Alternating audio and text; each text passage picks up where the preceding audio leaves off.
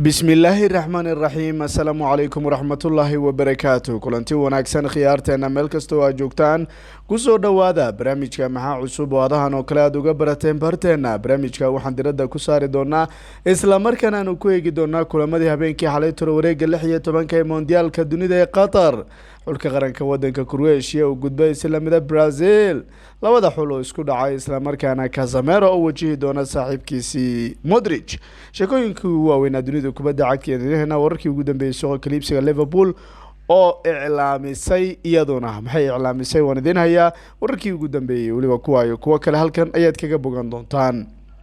kulanti wanaagsan khiyaarteena meel kasta oo joogtaan kusoo dhawaada barnaamijka maxaa cusub haddii aad naga cusubtaa daawada fadlan subscribe noo saar si share gare saaxiibadiina la wadaaga dhamaantiin like nagu dhiirigeliya aad ugu mahadsantiin si aad ugu xirantiin barteena dunida ciyaaraha barnaamijku waxaa sponsor gareeyay shabakada wararka ciyaaraha kooxda.com oo kamid ah kuwa loogu akhriska badan yahay wararkii ugu dambeeyay suuqa kaliibsiga Mondialka dunida iyo umuro kale ayaad keli karaysaa dukaanka smartphone-ada lagu iibiyo smartphoneska Zag smartphones la xiriir iPhone 14 waa lagu siinaya ama iPhone 14 waliba kaaga waad isticmaalaysaa ayaad geenaysaa qiimo jaban oo ku dareysaa haddaba aanu ku bilownay kulamada Japan iyo waliba Croatia habeenkii xalay tolo gool bay galeen gool kulaad baa lagu kala baxay isla markaana aakhirkii Croatia ayaa 3 gool iyo gool ku dubatay Japanesku Perisic iyo Maeda ayaa labada gool kala dhaliyay sidaas ay tartanku ku macsalaameen طبعا كرواتيا ويدغالمين جابان ترتنكو مع سلامه mid kastaba qiso qurux badan baa laga qoray oo cajiib ahayd isla markaana unbelievable ahayd masahlana qaabka wax looga qoray iyo qaabkay u dagaalameen tusaale xulka qaranka wadanka Japan iyagu waxay ahaayeen kuwa soo dilay wadamo waaweyn waliba xitaa kaalintay ku jireen masahlanayn ha ka tagin xulka qaranka wadanka Croatia oo iyaguna soo dagaalamay mustaxiilna markaa macquul ka dhigay si kasta yaataba xulka qaranka wadankaasi Japan tartanku ma salaameynaya waxayba badan oo qurux badnaana waa laga qoray masalana in isagu u dagaalamo waliba xitaa waa lagu kala qaybsameen meel dheer uu soo gaari karay dadkoo dhan ma aaminsanayn laakiin wax kasto aan dhicin waxay ka dhigeen wax macquul oo dhici karaya si kasta yaataba Japanesku gurigoodu way aadeen Japan waxayba badan oo qurux badan bay lahaayeen waxa kamida in goob kasta iyagu ay ku ciyaarayaan ay nadaafadooda ilaaliyaan waa wax aad u wanaagsan Japanesku xitaa qolka labiska xidigaha qolka marka ay ku ciyaarayeen qolka labiska ku nasanayeen gibi ahaanba clean buu ahaa iska daa garoonka taageerayaasha iyagu waxay sameeyaan xitaa xidigii qolka labiska nadiif waa kuwan waxa darkaysa sida u qaribaan marka ay iyagu koox kale booqdaan qolka labiska markaasi si kasta yaataba waxa leeyahay qolka labiska xataa si cajiiba bay u nadiifiyeen markaasi hambaliyo marka xulka qaranka wadanka Japan safarkaagi ma aan gudbin laakiin way qurux badan iyo marka koob mondial oo aan marna la hilmaami doonin ay iyagu ka qayb noqdeen haddaba Brazil iyaguna waxay ciyaareen kulan cajiib ah isla markaana waxa loo arkayay dowlatus ma ahayn ciyaar kubadda cagta sababtoo ah waxay ahayd ciyaar la soo dhaafay ama la daawaday oo kale dadka qaar markay arkaan iska istaagay sababtoo ah quwadda Brazil waxay ahayd qaybtii horeba mid markaas ay muujisay isla markaana qaybtii hore hadii laga taqalusay qaybtii dambe iyagu loo daayay Koreanka Vinicius Neymar Richarlison Bakita ayaa marka iyagu loo kala wakiishay Neymar gool buu caawiyay Vinicius gool buu caawiyay Thiago Silva gool buu caawiyay macnaha Neymar iyo Vinicius midna way dhaliyeen midna way caawiyeen markaasi waliba guusha qaaliga iyagu ay gaareen waxay ka dhigaysaa inay wajahan Croatianku sidoo kale Tiji waa macallin cajiib ah sababtoo ah Janis wuxuu u siiyay Mondialka inay ciyaaraan 26 xidigo isagu haysto xitaa goolayaasha ku dar Janis baa loo siiyay Ederson baa ciyaaray xalay kubadii Alisson badbaadinay wadarkiiseen waa Janis baa loo siiyay wax qurux badan markaasi oo incredible bad goal cajiibo Alisson xalay tolo waa laga dhaliyay laakiin laga dhaliyay waliba waxa daawanay rag cajiib ah ka waran Roberto Carlos Rivaldo Cafu iyo waliba markaasi odayga Ronaldo Nazario ragga ahaa ee Mondialkii 2002 qaaday ayaa hadda daawanay xulkooda ilmo yar haysto dagaalamaya markaasi ka waran qaybtii horeba insaas lagu yeelo waxayna soo xusuusinaysaa ka waran 60kii sano ugu dambeeyay knock outka Germany markii inta uu qabsaday semi finalkii inta la qabsaday ee 7 gool laga dhaliyay Brazil ayaa lasoo xusta maxaa yeelay xalaytoole qeybtii horebayba ka takhaluseenba weliba Gigi ayaa la qob ka ciyaaray ciyaarta 3 markii sii mareysay goolkii Richarlison laakiin waxyaabo badan baa ka dhacay markaasi laakiin inta waxyaabo badan warbaahinta aysan ka qorin waxaan rabaa laacibiinta wadanka Brazil u dhashay go'aankii iyagu ay qaateen in aanu ka hadalno go'aan qurux badan bay mu ahaa boor bay soo qaateen Bele ay iyagu markaasi ku qorteen waliba garab istaag ay u sameeyeen ninka Bele taariikh weyn buu ku leeyahay Bele ninka waxa cunuga Brazilianka marka Yurub la keenayo isaga loo geeyay dhabarku ku soo dharbaaxaya cunug uu san dhabarka ka soo dharbaaxin meel ma tagay baa leeyahay yani odagu waxa waaye waa haliyay markaasi legend Gigi oo isagu ka hadlayay waxa uu isagu sheegay Neymar wuxuu yiri hogaamiye buu leeyahay waa hogaamiye buu yiri garoonka gudihiisa marka laego walaab cajiib oo tayo badan leh waxa uu isagu tilmaamaya waxba badan bay ka hadlaan buu yiri garoonka xidigaha kale iyo waliba dadka badan oo Neymar iyo ka sheekay laakiin waxaan dhihi karayaa Neymar tayadiisu garoonka gudihiisa waa lagu arkaa isla markaana aad buu ugu faraxsan yahay buu yiri jamaahiirta ayuu sidoo kale amaanay sidee u garab istaagtay xulka qaranka wadanka Brazil sidoo kale لاعبين دور بكاي قيب قلب على المحط كله هاي سيدو كله هو تلمام يا لاعبين تينو سووا نقول فرح سني هاي جانس نوسيو واللي حتى وبدلوا جول هياشة وواحد روح بدن بويري لكن waxa uu isagu qabaa in goolkii Richarlison iyo qoobka ciyaarkaas uu ahaa kaliya in hadii gool uu dhaliyo aan qoobka ciyaaray waan ka balan qaaday buu yiri marka isaga hadii uu dhaliyo waan isla qoobka ciyaarna buu yiri marka saas baa marka anigu balantay ahayd laakiin ma ogeyn buu yiri anigu in ixtiraam darro iyo dadka sida u faasirteen haylan warbaahinta dalka Ingiriiska dad akhrisid Roy Keane oo kale wuxuu ku tilmaamayaa xulka qaranka wadanka Brazil in ixtiraam darro ay ahayd dansigii ama qoobka ciyaarka iyagu ay sameeyeen idinka la idin hayaa reer Ingiriis waa jecel yahay isagu markaas jabkoodu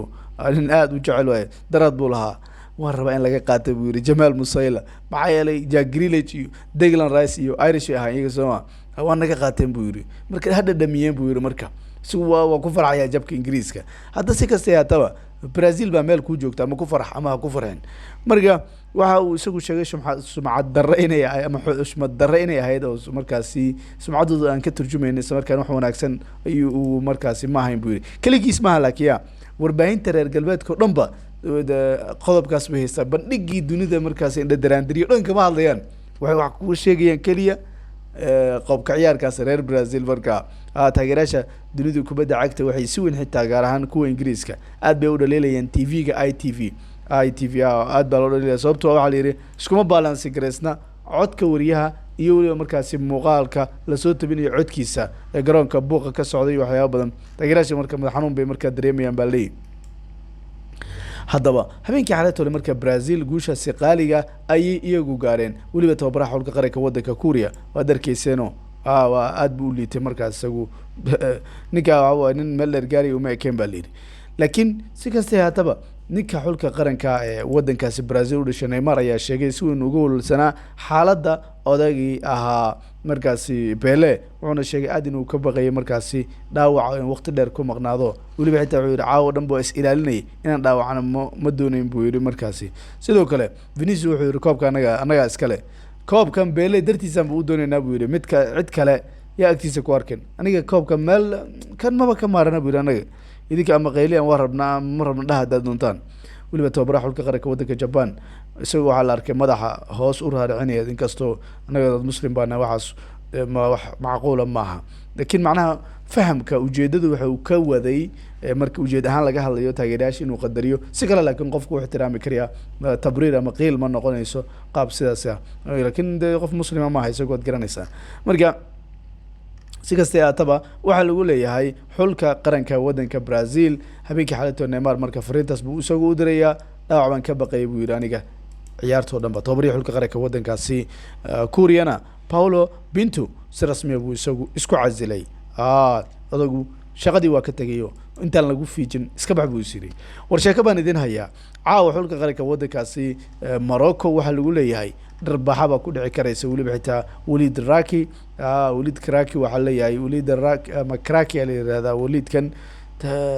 xaalad adag duruuf adag ku soo noolaa ninkan wariyaha waxa uu ahaa sporti wariyaha caanka ee Ashraf bin Ayad ayaa isagu soo sheegay Sufyan Imrad xanuun buu isagu dareemaya buu mid kamid xidiga qadka dhex ugu fiican ninka hadii loo waayo Gavi iyo cunuga Badri iyo Busquets waa wareerba waa nin balaaya ka dhacday oo xulalkii uu la ciyaaray dhan kubadda sida uu diiday qadka dhexe ninka xanuun buu dareemayaa buu yidhi wariyaha lagu magacaabo Ashraf bin Ciyaad marka waan arki doonaa buu yidhi wax walba ay u samayn doonaan laakiin si uga qayb gal lahaa buu yidhi ciyaarta waa nolol iyo geeri ciyaartiisa tabra xulka qaranka wadanka Portugiiskana wuxuu si adag u dhaliilay ninkii Cristiano Ronaldo isla markaana Ronaldo ka waran odagii Ronaldo ahaa ee laga kala ordi jiray Fernando Santos isagoo soo socda uu ugu yaacaya wuxuu leeyahay tallaabadii uu sameeyay markaan bedelay ciyaartii ugu dambeysay ciyaaray waxay ahayd waxa aad u liitay buu yiri mana wanaagsan waan u sheegay buu yiri markaas odagii Ronaldo ahaa caawana waxa ba leeyahayba keedka la dhigay taageerayaashu waxay tilmaamayaanba odagu keedka in la dhigo odagii Ronaldo ah baa lagu leeyay keedka baa la dhigayaa waa ka adduunyadu markaas soo ma dibaxad u duqo maxay ahayd ilmaha ku Soomaaliin charbiisa ba maaragtay ba lagu dheelaaba marka waxa waaye waa cajiib marka daado hadaba ninkii team kaahil oo taqaana Sooma wareysi ba markaasi laga qaaday warbaahin kamid ah warbaahinada caanka ee reer markaasi Ingiriis ayaa si adag wax uga sheegtay kadib markii su'aal la weydiiyay su'aashaas waxay wax kala ma ahayn mar waxa la yiri adigu say wax u wadaa maxaad se ka leedahay maxaad se aragtaa marka qaabka hadda wax iyagu ay u soconayaan iyo waliba xulka qaranka wadankaasi Australia iyo waliba wadanka Qatar sida marka xuquuqul insaanka ugu liito jawaabta markii xuquuqul insaanka si maqlay ninka hore ka marka waa ka dhaqaaqay markaas wuxuu yiri maxaad sheegaysaan shaqada ma qabtaan Liverpool ayaa si rasmi ah u iclaamisay 3 kulan oo kamid ah kulamadooda bisha marka February ee Premier League iyagu ciyaari doona Liverpool ayaa juhdi marka ku bixinaysa sidii ay u wanaajin lahayd mustawaheeda horyaalka Premier League waliba xitaa kulamada kale gaar ahaan horyaalka aad bay u liiteen maxaa yeelay meel wanaagsan iyo kuma jirin hadday dagaalami waayaan gaar ahaan bilowga January iyo February booskoodu Champions League waa bye haddaba Liverpool ayaa kulanka ugu horeeya ay sheegtay inay la ciyaari doonto kooxda Newcastle ciyaarta ka dhici doonta St James Park waa mid kamid ah kooxaha ugu cajiibsan marka la eego xilciyaareedkan waxay dhici doontaa 18 bisha February markaasi sidoo kale Liverpool iyo Crystal Palace ciyaarta garoonka Selhurst Park ka dhici doonta 25 bisha February ay sheegtay waqtigeeda in la xadiday iyo waliba Crystal Palace lugta labaad oo iyaguna markaas la ciyaari doono waqtiyada ka dhow laakiin aysan ahayn horyaalka ciyaartaasi Carabao Cup ka bay noqonaysaa haddaba Raheem Sterling goormuu ku noqon doonaa xulka qaranka wadankaasi England xogii ugu dambeeyay waxay tilmaamayaan laacibkii afraad isaguna noqonayo laacibkan Harry Maguire laacibkii Harry Kane ahaa Reece James iyo isaga ay noqonayaan laacibinta gurihooda loo dhacay isla markaana ninkan waxa laga qaatay 300 oo kun oo ganiga Sterling lacag ka badan oo gurigiisa qalab u dhigmay macnaha ana mujawharaad iyo dahab badan iyo waxyaabo badan oo qaali ah 300 oo kun oo ganiga Sterling ayaa lagu sheegay ninkan ayaa si cad u sheegay inuu san diyaar u ahay inuu ku laabto xulka qaranka wadanka Ingiriiska haddii aan la damaanad qaadin amniga qoyskaygu safe haddaysan ahayn aniga meelna ma aadayo buu yiri iyo qolki hal ii damaanad qaado diyaar baan u ahay aniguna baxo haddii kale meelna ma aadayo anigu halkan baan joogayaa aniga ayaa ilaashanaya aniga ayaa doonaya aniga ayaa amnigooda ka taxadaraya marka dabcan laacibiinta kale waa soo baxeen qoysku waa soo watay laakiin lama garanayo ninkan waxay uga soo marka hareen haddaba ninkii Graham Souness waxa uu isagu qabaa Liverpool inay ku adkaanayso in ay la soo qaadato ama soo qaadato wiilka lagu magacaabo Jude Bellingham aad buu uga shakinaya sababtoo wuxuu yiri kooxda City iyo waliba kooxda Real Madrid dhaqaale bay haystaan waana wax ku adag markaasi haddaba ninkii Mendy xukunkiisa ayaa la eegi doonaa isla markaana go'aan rasmi ah laga soo saari doonaa Mendy City waan ka hadlayaa ninkii Benjamin Mendy ee gabdhaha markaas ilfaa u qaaday ilaa iyo 7 lagu sheegay ninka xukun baa laga gaari doonaa waaba inkareeb ninka indha adag waxa uu taagan yahayba wax dambi oo aan galay malaha war lagu soo qabtay igu soo cadeeya war joog saas ma maya aniga maba aragba maba urinba masaasa waa yahay baa leeyahay markii haddaba agaasimi ciyaaraha xulka qaranka wadanka Jarmalka Oliver Bierhoff soo laacibiya garanay waa ka tagay shaqadiisa markaana saameyn bay ku yeelatay mas'uuliyadu wuxuu sheegay inuu qaadayo ka bixitaanka xulka qaranka wadanka Jarmalka markaad shaqo ku fashilanto waxa la rabaa in aad ka tagto booska laakiin maaha in booska markaas uu ku sii macaadaba haddaba Cesc Azpilicueta ayaa tababar kusoo noqday isla markaan Luis Enrique ayaa rajeynaya ninkan 100% inuu noqdo kulanka caawa ee Morocco. xidiga kooxda kubadda cagta Manchester United waxay bilaabeen inay u diyaar garoobaan kulamada horyaalka isla markaana kulamo saaxiibtinimo ay ciyaari doonaan oo Jadon Sancho tababarka waa ka maqan yahay laakiin canugii Messi kan yar waa laga yaabay canug shariir oo dhib badan oo mashaakil badan baa lagu sheegay canug sahlan maaha canugiisa Matthew waxaa la arkay dhawaan isagu wax ku tuuraya taageerayaashii taageerayaashii inay sawir la galaan bay rabay canugii Messi bay dhiilaan soo maxay dhahaanba canugu duqda markay sii jeestaan Antonella soo qabsay wax ku tur warkan waxaa la yiri mid waxa dab yar mashada la yiri kan naga dheer dadku waxay dhahaan bal naga dheereeya kan caawa Spain iyo Morocco ciyaar xiiso badan baa la daawan doonaa mid kamid ah kuwa ugu xiisaha badan bay noqonayaan Luis Enrique ayaa doonaya in wiilashiisa markaas uu si adag ugu hogaamiyo wareegga xiga walow Moroccanku aan u wada rajeynayno meel dheer iyagu inay gaaraan Morocco shaqo qurux badan bay qaban kartaa haddii juhdi ay ku bixiso isla markaana aysan ka baqin ciyaarta Morocco Isbaanishku ma sahlna weliba xitaa Isbaanishku wax guul darre kama soo gaarin Morocco ama Maghrib marka la eego sababtoo ah 2 guul iyo weliba hal barra bay ka wataan waxaa la tilmaamayaa isreebreebkii koobka dunida ee 1962 ayaa la tilmaamayaa 3-2 inay ku dhamaatay markaa kasoke ma ahayn Morocco oo kale waxaa laga hadlayaa markii labaad iyagu wareegan inay ciyaarayaan 86 bay sameeyeen laakiin Jarmalka bay ku horkufeen waxulka kaliya baa laga hadlayaa ilaa hadda aan guul dareysan 2 barbar iyo 2 guul oo isagu wata 4 kulan ee koobka dunida waliba xitaa 5 kulan oo xiriir hore waxa uu sameysay guul iyadoo gaareysay xulka qaranka wadanka Cameroon intii u dhaxaysay 90 ilaa 82 sidoo kale Morata ayaa isagu ah laacibka dhaliyay 3 kulan ugu dambeeyay Spain iyagoo ciyaarayeen waliba xitaa laacibka 126 daqiiqo isagu ciyaaray oo laacib kaliya markaas 4 gool dhaliyo xiriir ninkii David Villa ahaa 2010 buu soo sameeyay koobka dunida caawa Portugiiska odayga Ronaldo binji baa lagu cabeeyaa baa leeyahay binjiley buu noqonayaa odaygu saas baa la tilmaamaya waan arki doonaa haddii macninkii Fernando Santos uu ka dhaweyn doono inkastoo uu diiday si cad inuu uga hadlo caawa waxaa lagu leeyahay wuxuu noqonayaa kulankii saddexaad ee Switzerland iyo Portugiiska ciyaaraan sanadkan 2022 gudihii ogsoonow 2 jeer bishii June bay kulmeen koobka UEFA Nations League bay 4 iyo waxba marba Portugiis ku badisay lugta labaadna Switzerland ba gool iyo waxba ku badisay waliba waxay rajeynayaan markoodii labaad taariikhda in rubuc dhamaadka ay gaaraan wadanka Portugiiska hore 1966 maxaa dhaw Everton bay markaas iyagu gaarayeen 2006 ilaa hadda waxa lagu leeyahay heerkan bay ku fashilmayeen shantoodii kulan ugu dambeysay iyagu waxay ahaayeen mid kasta inay iyagu guul dareysanayeen gaar ahaan waxaad ogaadeen 2010 Spain bay ku filan 2018 Uruguay 2 gool iyo gool waliba xitaa xulka qaranka ee Switzerland waan arki doonaa haddii wax uuna sameyn kariya Cristiano wuxuu doonayaa goolkiisii kale inuu sii wato isla markaana sii dhaliyo Messi isagu soo qabto markaasi guud ahaan barnaamijkeena waa naga intaan kulmi doona xubinteena falanqaynta duurnimada waa naga intaa